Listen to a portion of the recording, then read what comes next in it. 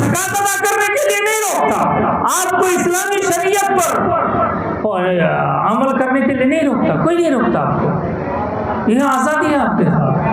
आप दीनी जलसा कर रहे हैं, कोई आदमी आपको नहीं रोकता, आप दीनी जलसा कर सकते हैं, लेकिन अमन और शांति कायम रखना किसी भी मुल्क में मुसलमान की अव्वलीन जिम्मेदारी है, वहाँ के बाशिंदों की अव्वलीन जिम्मेदारी है। और हम लोग अमन शांति कायम करने की बात करते हैं, लड़ने लड़ाने की बात कभी नहीं करते, किसी को किसी के साथ लड़ाने की बात कभी नहीं करते। एक अल्लाह की इबादत को दुरुस्त मानते हैं और बाकी उस अल्लाह तबारक व तआला ने जिस दीन को भेजा है उस दीन पर अमल करने की भरपूर कोशिश करते हैं। यही तो इस्लाम कहता है, यही तो दीन कहता है, और उसी में हज है और उसी में ज़कात है। सोचिए, हज के सिलसिले में जिसके ऊपर हज फर्ज हो गया, जिसके ऊपर हज फर्ज हो गया और हज अदा नहीं करता है, जब हज नहीं अदा करता है तो जिम्मेदारी है उसके बाल बच्चों पर कि बाप की तरफ से हज करवाए, किसी को जो आदमी हज कर चुका है उसके जरिए से बदले में हज करवाए, बदले में हज करवाना। लेकिन आपको सलाहियत है, अभी पैसा है आपके पास, 5 लाख 7 लाख रुपया आपके पास है, और उसके बाद आप आराम से हज करके जाकर वापस आ सकते हैं, आपके बाल बच्चे को कोई परेशानी नहीं है। जाइए ना भाई आप हज करने के लिए, देरी क्यों कर रहे हैं? अक्सर उलमा का कहना है कि अगर आप हज के लायक हो गए हैं तो फौरन हज कर लीजिए, फौरन हज कर लीजिए। 9 हिजरी में हज फर्ज हुआ था, सन 9 हिजरी में हज फर्ज हुआ था। नबी करीम सल्लल्लाहु अलैहि वसल्लम 1 साल लेट किए, देर किए, 1 साल देर करने का मकसद था कि काबा में 360 बुत रखे हुए थे और उन लोगों को, वो लोग भी मुशरिकीन मक्का और मुशरिकीन अरब, वो लोग भी हज करते थे, उन लोगों को रोका नहीं गया था हज करने से।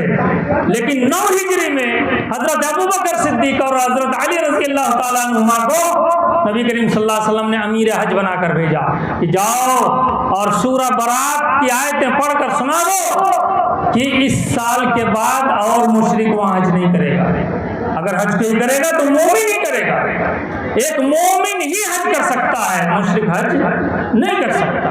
लिहाजा दोस्तों, नबी करीम सल्लल्लाहु अलैहि वसल्लम ने जो 1 साल ताखीर की हज करने की, सिर्फ यही मकसद है। और उस हज में नबी करीम सल्लल्लाहु अलैहि वसल्लम के साथ कितने लोगों का जमावड़ा था? 1,20,000। कितने? 1,20,000। सुभान अल्लाह। कोई लाउड स्पीकर नहीं है, सारे लोग आवाज सुन रहे हैं, आप तकरीर कर रहे हैं, सबकी बात सुन रहे हैं। और कितना दिन पहले, 10 साल पहले आप निकले थे, कहां से? उसी मक्का से निकले थे, उसी मक्का से निकले थे, मदीना आए थे। उस वक्त आपके साथ कौन थे? सिर्फ अबू बकर थे, सिर्फ अबू बकर थे। अबू बकर को साथ लेकर वो मदीना आए और मदीने के लोगों ने आपका इस्तकबाल किया, मदीने के लोगों ने आपको सीने पे बैठाया, सर पे बैठाया। मदीने में इस्लाम के लिए सरजमीन बहुत मौजू थी, बहुत मुनासिब थी सारी चीजों के बारे में। तो यहाँ आप वापसी जा रहे हैं फिर मक्का, 10 साल के बाद, तो कितनी तादाद हज करने के लिए जा रहे हैं? 1,20,000 का जमावड़ा है साहब। सुभान अल्लाह। ये तो इस्लाम की बरकत है, दीन की बरकत है, इस दीन पर अमल करने की बरकत है। तो हज के सिलसिले में जिस पर हज फर्ज हो गया है और बगैर हज के वो मर जाता है तो उसकी फर्जियत साबित नहीं होती है दोस्तों, वो पकड़ा जाएगा अल्लाह के यहाँ, पूछा जाएगा कि तुम पर हज फर्ज था, तुम मालदार थे, तुम मन इस्तता इलैहि सबीला के हकदार थे कि तुम इतनी ताकत रखते थे कि तुम मक्का पहुंच सको, जिस्मानी ताकत भी, माली ताकत भी। अगर जिस्मानी ताकत है, माली ताकत नहीं तो आप पर हज फर्ज नहीं है। माली ताकत है, जिस्मानी ताकत नहीं है तब भी फर्ज है। और सूरत में अगर आप न जा सके, न कर सके तो दूसरे को बदले में भेजिए, जो आदमी पहले से हज नहीं किया उस आदमी को बदले में भेजेंगे। या आप मर भी गए तो आपका बेटा किसी को बदले में हज करने के लिए भेजेगा, तभी आपकी फर्जियत साबित होगी। लेकिन ऐसा नहीं करते हमारे यहाँ। हमारे यहाँ कहेंगे तो पैसा वाला, ढेरी पैसा वाला, ढेरी पैसा वाला है, 5 लाख 10 लाख कोई माने ही नहीं रखता है। और सुन लीजिए, जवानी में हज कीजिए दोस्तों, जवानी में हज कीजिए तो आपको पता चलेगा कि ये इबादत किस कदर मजेदार है और ये इबादत में चलना फिरना कितना होता है। 18-20 किलोमीटर के बीच में चक्कर लगाना होता है जी, और ज्यादातर वक्त आप, अभी सहूलियत बहुत हो गई है, बस से जाइए, ट्रेन से जाइए, मेट्रो से जाइए, बुलेट ट्रेन से जाइए, कौन कौन सारी चीजें आ गई हैं, लेकिन उसके बावजूद भी परेशानियां तो खत्म नहीं। 50 डिग्री गर्मी में भी आपको चल के जाना है और आपको सारी चीजें अंजाम देना है। इस वजह से सेहत अच्छी रहे, उस वक्त जाकर हज कर लीजिए। अब आइए हज के सिलसिले में और क्या बोले, अब आइए ज़कात के सिलसिले में चंद बातें आपके सामने करना चाहता हूँ। ज़कात हम पर फर्ज है, 5 चीज़ें हमारे ऊपर फर्ज हैं। पहली चीज़ कलमे तैयब, ला इलाहा इल्लल्लाह मुहम्मद रसूलुल्लाह। दूसरी चीज़ नमाज कायम करना। शेख रहमतुल्लाह सल्फी साहब ने तफसील से आपके सामने 1 घंटे का बयान रखा सवाल जवाब के साथ। और उसके बाद व इताई ज़कात, ज़कात अदा करना। तो ये ज़कात अदा करना और हज लास्ट में आता है, बीच में रमज़ान के रोज़े हैं। रमज़ान के रोज़े से अभी 2 महीना पहले हम लोग गुजरे हैं। रमज़ान के रोज़ा रखने में शेरशाहबादी समाज बहुत माहिर है, रखता है रमज़ान का रोज़ा, कोशिश करता है, लेकिन नमाजी भी बनता है रमज़ान के रोज़े रखते हुए, रमज़ान ही में नमाजी बनता है। और रमज़ान निकल गया, मस्जिद को सलाम करके निकलता है कि जा रहा हूँ, जुमा आने की कोशिश करूँगा, फिर मौका मिला तो 11 महीने के बाद ही आऊँगा 5 वक्त नमाज, यही सलाम करके मस्जिद से निकलता है। सुभान अल्लाह। तो ये ज़कात है। इस साल मकई की खेती आप लोगों ने देखा, धान की खेती आप लोगों ने देखा, ये गर्मा धान, मकई की खेती और गर्मा धान उठाने में कितनी तकलीफ हुई आपको, कितनी परेशानी हुई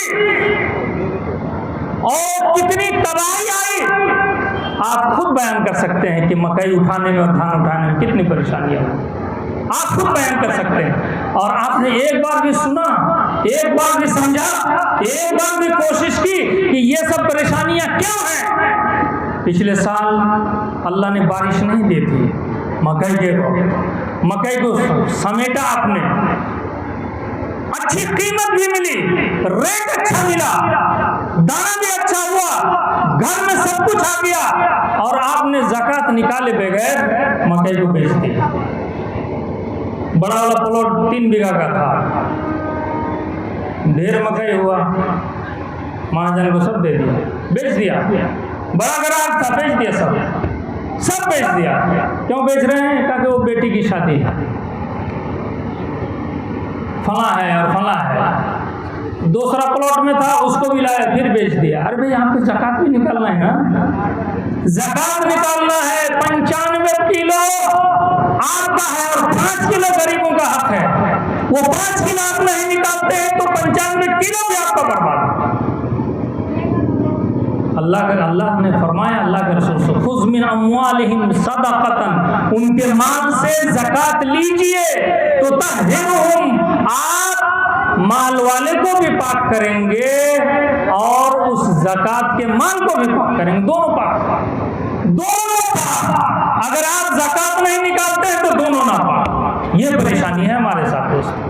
और उसके अलावा जो हदीस में और कुरान में जो आयतें मौजूद हैं, हदीसें जो मौजूद हैं, कि क़यामत के दिन यही दौलत अगर बकरी है, बकरी की शक्ल में, बकरी की ज़कात आपने अदा नहीं की, बकरी की शक्ल में 40 बकरी होना चाहिए ज़कात के लिए, 40 बकरी कम से कम, तभी ज़कात है। लेकिन 2-4 बकरी पालने वाली औरतें ये ना समझें कि बकरी में भी ज़कात है, तो 40 बकरी कम से कम होना चाहिए। तो बकरी अगर ज़कात नहीं दिया है तो बकरी आएगी, मीमी आएगी, सर को चबाएगी, आपके सर को चबाएगी। अगर गाय पाला है आपने तो वो भी आपके सर को चबाएगी, ऊंट पाला है आपने तो आपके सर को चबाएगा ऊंट। आपको क्या है? और अगर आपके पास दौलत है, सोना है, तो रुपया है, तो वो बन जाएगा।